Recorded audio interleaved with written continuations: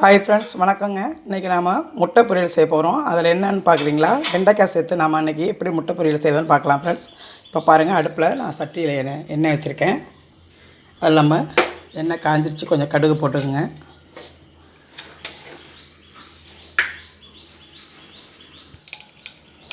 கடுகு பொரிஞ்சிருச்சு ஃப்ரெண்ட்ஸ். நம்ம பட்டை மிளகா வச்சுருக்கேன். ஏன்னா வெண்டைக்காய் போகிறதுனால அதுவும் பச்சை கலராக இருக்குது, அதனால் நான் பட்டை மிளகா போடுறேன். அதில் நம்ம கருவேப்பிலை போட்டுக்கலாம். நாம் சின்ன வெங்காயம் வரைஞ்சி வச்சுருக்கோம் ஃப்ரெண்ட்ஸ். சின்ன வெங்காயத்தை போட்டுக்குவோம். அதை நம்ம நல்லா கிண்டி விடலாம். வெங்காயம் உள்ள வதங்கிருச்சு ஃப்ரெண்ட்ஸ். நம்ம அதில் இந்த வெண்டைக்காயை போட்டுக்கலாம். பொடிசாக நறுக்கி வச்சுங்க வெண்டைக்காயை. அதை போட்டு நாம் கிண்டி விடலாம்.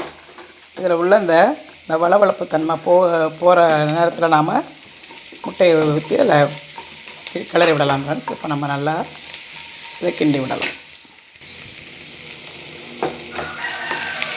இப்போ நான் சமையலுக்கு பொதுவாகவே கல் உப்பு தான் பயன்படுத்துகிறேன் ஃப்ரெண்ட்ஸ். அதனால் இன்றைக்கி வந்து நம்ம பொரியலுங்கிறதுனால நம்ம கொஞ்சம் நைஸ் உப்பு போட்டுக்கலாம். போட்டு கிளறி விடுங்க ஃப்ரெண்ட்ஸ்.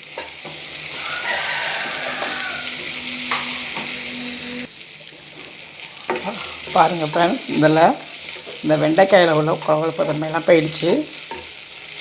நல்லா வதங்கி வந்துடுச்சு.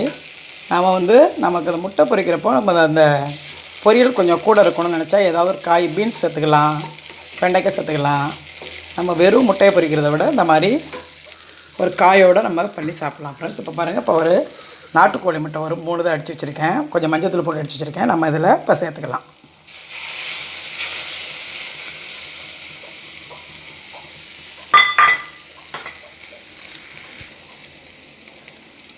இப்போ கொஞ்சம் பரட்டி விடலாம் ஃப்ரெண்ட்ஸ்.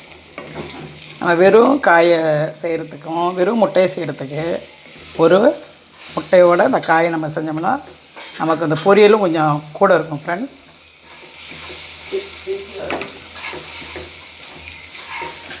சாப்பிட்றதுக்கும் நல்லாயிருக்கும். நல்லா வந்துருச்சு ஃப்ரெண்ட்ஸ். நாம் இந்த நேரத்தில் கொஞ்சம் மிளகுத்தூள், பெப்பர் தூள் லைட்டாக போட்டுக்கலாம் ஃப்ரெண்ட்ஸ். முட்டைங்கிறதுனால இல்லாமல் கொஞ்சம் பெப்பர் தூள் போட்டுக்கலாம், போதும். போட்டு அதையும் நம்ம கிளறி விடலாம். இப்போ நல்லா நமக்கு முட்டை பொரியல் ரெடி ஆகிடுச்சு. வெண்டைக்காய் முட்டை பொரியல் ரெடி ஆகிடுச்சு ஃப்ரெண்ட். நம்ம ஆஃப் பண்ணிடலாம். இப்போ சுவையான முட்டை பொரியல் ரெடி ஆகிடுச்சு ஃப்ரெண்ட்ஸ். ரச சாதம், சாம்பார் சாதத்தை தொட்டுக்கலாம் ஃப்ரெண்ட்ஸ்.